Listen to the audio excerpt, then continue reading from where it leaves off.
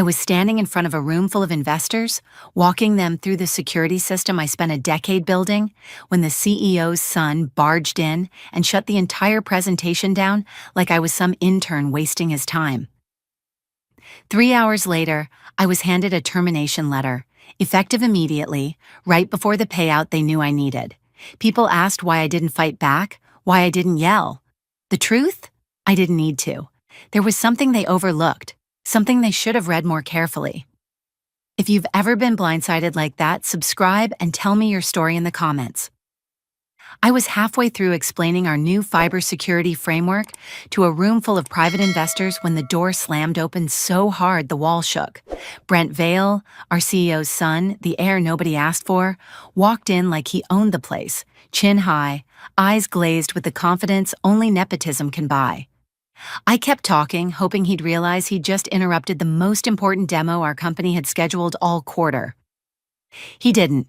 He cut me off with a lazy wave, the kind you'd use to dismiss a waiter, not the senior architect holding the only product keeping your company afloat. "Yeah, we're done here," he announced, stepping in front of me, blocking me from the screen. The investors stared, confused. One of them, a man who had flown in from Chicago just to see this demonstration, slowly set his pen down, like he couldn't quite believe what he was witnessing. "I need this room," Brent added, "urgent company business." He didn't look at me. He didn't even acknowledge I existed. 12 years of building the system that brought these people to our door, and he treated me like background noise. I forced a smile at the investors, apologizing and promising I'd send them the full technical walkthrough. Their faces were polite, but I could see the irritation simmering underneath. In their world, time was money, and Brent had just burned thousands of dollars worth of both. I gathered my laptop, cables, notes, my entire setup, and stepped aside as Brent strutted past like he'd just accomplished something meaningful. He didn't even thank the investors for coming. That was the first fracture in the day, but it wasn't the one that broke everything. "Cecilia," one of the investors whispered as he walked past me. "Does he know what he just interrupted?" "He knows," I said quietly. "He just doesn't care." I watched Brent flop into one of the chairs like a bored teenager, spinning slowly while scrolling through his phone. He hadn't needed the room. He had needed the power trip, and I had been the easiest target. When the investors left, visibly unimpressed, some not even bothering to hide it, I stood in the doorway for a moment, breathing through the humiliation pressing against my ribs. If there's one thing I've learned in telecom infrastructure, it's that people underestimate the quiet ones, the ones who build instead of brag.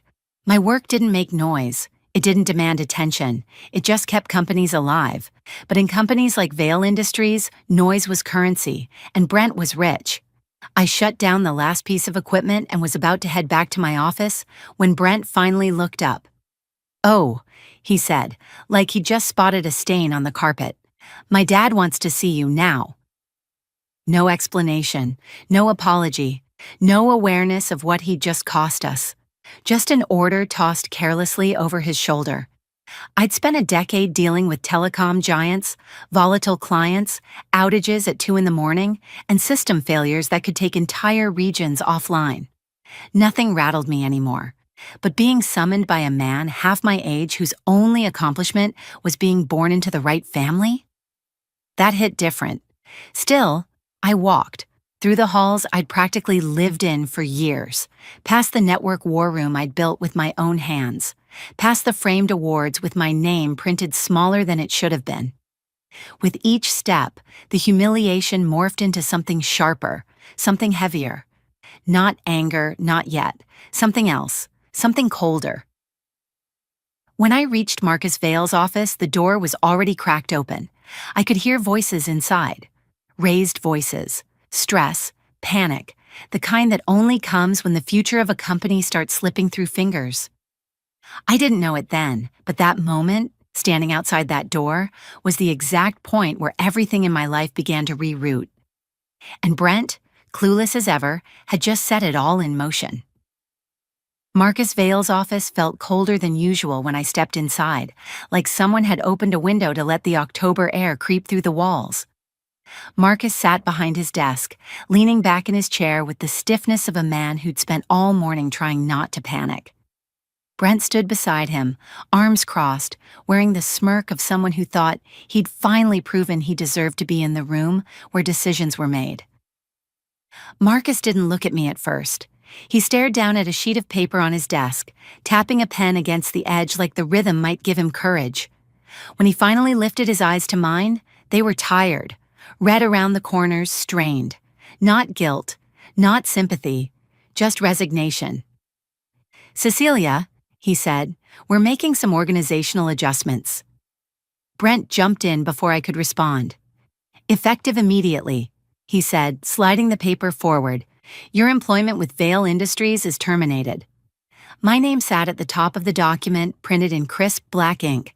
A date, today, underneath, termination effective immediately. No transition period, no exit interview, no explanation. They had even pre-filled my signature line, as if this were a formality they assumed I wouldn't question. Marcus cleared his throat. "HR will process your remaining payments. Standard. Procedure. Standard procedure." The phrase hung in the air like a bad joke. 12 years of building the backbone of their network security, 12 years of saving them from outages, breaches, and last-minute crises, reduced to standard procedure. Brent leaned against the desk, arms still crossed, reveling in the moment. "You'll need to turn in your badge before you leave the building," he added. "Security will escort you." There it was, the cruelty he didn't bother to hide. Not efficiency, humiliation. The investors he embarrassed earlier had clearly not been the only people he'd wanted to impress. I didn't sit. I didn't argue. I didn't ask for an explanation. I just picked up the pen, signed the line, and pushed the paper back toward him. Brent blinked, caught off guard. Clearly he had expected something dramatic. Shouting, bargaining, maybe even begging. People like him always do. Marcus watched me quietly, the guilt finally cracking through the surface. He tried to offer some softening, something that sounded like, "This is difficult for everyone," but his voice trailed off when he saw I wasn't reacting. I adjusted my bag on my shoulder and turned toward the door. "That's it?" Brent asked behind me, incredulous. "You're just leaving?" I paused, looking back over my shoulder at him. He wanted triumph. He wanted a scene. He wanted proof he had power. Instead, I gave him the simplest sentence I could muster, one he wouldn't understand until much later. "Good luck with your acquisition meeting next week." Confusion clouded his face instantly. Marcus's expression tightened. They knew the merger with Innovation Port Partners was fragile. They knew everything hinged on the stability of our security team, and they had no idea how much more hinged on me specifically. As I walked out of the office, past the glass walls and the silent reception area, I felt neither anger nor fear. Just a strange, steady calm. They thought firing me 3 days before my bonus would save them money. They thought removing me would give Brent the authority he craved. They thought I was walking away empty-handed. They had no idea what they'd just handed me instead. The moment the elevator doors closed and I was finally alone, the calm I'd been holding onto cracked just enough for something else to slip through. Not panic, not grief, but memory. A specific one. A night I hadn't let myself think about in years. It was almost funny how quickly my mind pulled me back to that dim corner table at Langford's Grill, the place the late founder, Evelyn Hart, loved because, as she always said, "Nobody important eats here, and thank God for that." I'd only been with the company a couple of years back then, young, hungry, still proving myself. Evelyn invited me to dinner without telling me why, and I spent the whole drive rehearsing the metrics of our new intrusion detection engine because I assumed she wanted an update. But when I arrived, she was already halfway through a glass of Merlot, staring at the condensation like she was looking backward through decades. "Sit, Cecilia," she said. "We need to talk about your future." I remember laughing nervously, thinking she was about to push me into management, something I had no interest in. But she shook her head before I spoke. "Not that kind of future," she said, "the kind where things go wrong." She told me stories I'd never heard, stories about how companies lose their soul when founders retire, when new leadership values shortcuts over integrity. When children inherit businesses they didn't earn. At the time, her son was still alive. Marcus wasn't even in the picture. Brent hadn't been born. Evelyn saw the storm long before the clouds formed. Halfway through dinner, she said the sentence that changed the entire direction of my life. "I'm adding a protection clause to your contract." I thought she meant a retention package, maybe a bonus, maybe stock vesting. But Evelyn leaned forward, lowering her voice even though nobody was close enough to overhear. "Every year you earn your performance bonus," she said. "The rights to the network security engine transfer to you for 24 hours. Automatically. No signatures, no meetings, no board approval. It becomes yours." I blinked at her, convinced I was misunderstanding. She smiled at my confusion. "The next business day, as long as you're still an employee, the rights revert back to the company just as quietly. Clean, invisible. But if the day comes when someone decides you aren't valuable enough to keep," she set her glass down gently, "then the rights don't revert." I remember staring at her, stunned. Why me? She gave me a look I'll never forget. Sharp, warm, and tragic all at once. "Because you built the damn thing," she said, "and because I trust you more than whoever comes after me." 15 pages of legal text, one paragraph buried near the bottom. Section 14, subsection C. I read it 100 times back then, barely believing she'd done it. Later, after she passed, the contract just became one more document in a long folder of documents. The clause never mattered as long as I stayed employed. And I stayed. Through expansion, through reorganizations, through Marcus stepping in, through Brent appearing like a bad omen, through every moment I wanted to quit, but didn't. I stayed, and that's what made the whole thing so poetic now. When the elevator dinged and I stepped out into the lobby for the last time, I opened my phone, scrolled to the tool I had built just for my own curiosity, and checked the timer tied to HR's salary release system.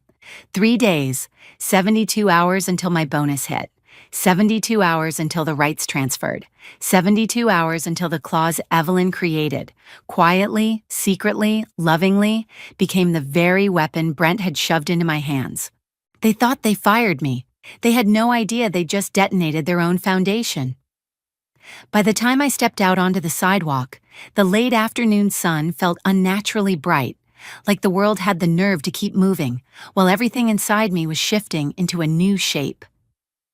I took maybe 10 steps before my phone buzzed with the first call. I didn't even have to look at the screen to know it was someone from the industry. People in telecom sniff out disruption faster than sharks smell blood and water. Sure enough, the caller ID read, "Larkin Fiber Group." I let it ring out.